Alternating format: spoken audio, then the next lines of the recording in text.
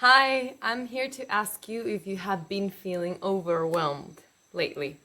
Let's talk about that a little bit. My name is Ana. Welcome to beautiful Ruhani Wellness Center in Costa Rica. And today we're gonna dissect overwhelming in its emotional aspect and its mental aspect. So the first thing to consider about when we're feeling overwhelmed is basically we're getting a lot of different things from different spaces in our lives, from different domains in our lives, and we're having a bunch of different emotions that we're feeling simultaneously, a bunch of different thoughts, a bunch of different aspects of ourselves that are wanting to manifest and come through at the same time. So one thing that has been really important to me in understanding myself and dealing with overwhelming is that it lives in a human sphere. It lives in our thoughts and emotional aspect. Our soul does not get overwhelmed. Our soul is completely prepared to live anything that we have come here to experience. In the emotional aspect of being overwhelmed, one of the most important things to do in handling any emotion is first being able to listen to ourselves, just pausing and observing that something is going on, something is happening, rather than just rushing through life and getting overwhelmed with other things. And once we have listened to that, validating it in the sense of accepting that it's our reality at the present moment. It's something that we are actually feeling. So when we accept an emotion and we listen to it and we validate it, we're not validating the thought bringing that emotion to life. We're not validating that thought as a concrete reality, as something that is true. We are just saying a part of us believes something to be true, and so we feel it. And we have to be able to accept that that is our reality first of all, with any emotion. So once we have accepted our emotion and we know that it's there and what's going on, then we can address it. To address the emotional aspect when the emotions are really intense, I like to practice 3 different things. The first is the emotional dimmer. Like you could regulate the intensity of your emotions, and there are techniques for this. But you can learn how to tap into your emotions in a way that is not so overwhelming, that is not so intense. So you're still gonna feel, but you're gonna feel in a way that the emotions are not all of who you are at the moment. You don't become those emotions. The other thing you can do when you're dealing with a lot of emotional intensity is just to flush it out. Do anything like running, dancing, whatever it allows you to release the excess of energy. And grounding is super important to ground, because a lot of this overwhelming experiences come from really being in a presence of the mind.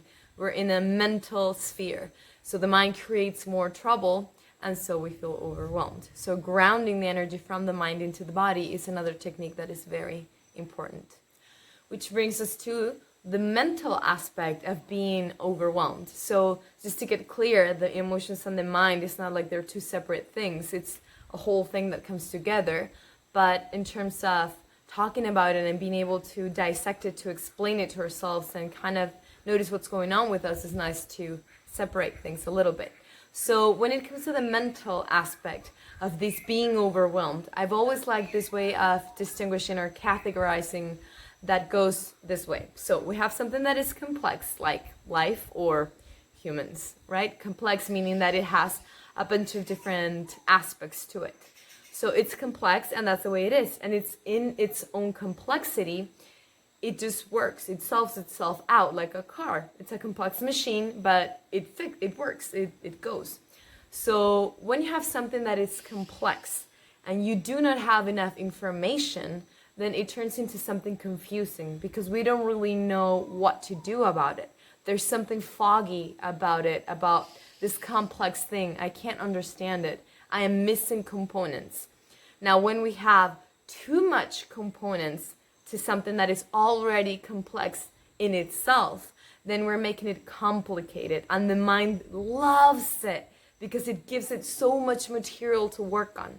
What happens usually when we have something that is complex that we don't understand, because we can't understand the whole mysteries of life, we get confused because there's information our mind cannot and will never have and understand. So what we do is we compensate that lack of information or knowing that we need to be safe, to feel like there's some certainty in the world around us.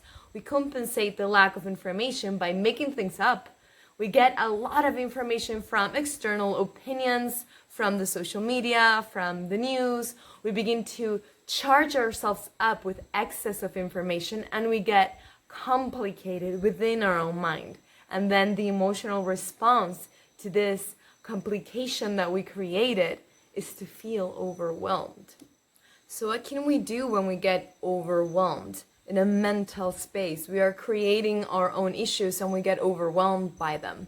Then it is really important for us to step out of the place where we created the problem in the first place, to get out and step out of our minds, to step out of the patterns of thinking that are creating these overwhelming sensations. Now that is easier said than done, because a lot of times we do have real problems. And when real problems are there, we do need to take certain actions. But if we're from a place of overwhelming, having tons of different information, feeling a lot of different emotions, then we are going to begin to throw arrows in different multiple directions. So it is very crucial when we're feeling overwhelmed and when we are in a mental state of being overwhelmed that we find a way to step out of that. So we have two choices. We either ground, like I was saying before, we find a way to tap into the body so that we can step out of the sphere of the mind. So taking your awareness, which is your attention, into the physical body, so you're no longer just being present from the sphere of the mind.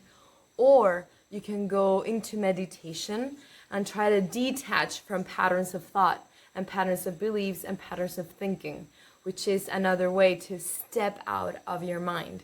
So there are very different techniques and multiple techniques for grounding and meditating that you can do. But this is as far as this video is going to go. Once you have been able to take the distance and step out of the mental sphere, it is very important to begin to set a line between all of the things that are overwhelming you, which ones are facts, which ones are not facts, which ones are just made up beliefs. And then from the facts, we take that package and which ones can I actually do something about it, and which ones are actually just things that I have no control over and that it's just futile to keep trying to fix them. So in that little part is where we practice the releasing of control, which is very hard to do. And then on that other part, when we can actually do something about it, we have to act. If you act, even if it's just like a tiny little action, it really helps. Feeling like we're going back to line again. So I hope this serves you. I hope that you know that at some point during this last few months, we've all felt overwhelmed, and it is intense experiences, intense moments in life. It is very important for us to stay grounded and for us to stay connected to something higher, to each other and to ourselves. Thank you so much for watching. This is again Ruhani Wellness Center. I hope to see you soon.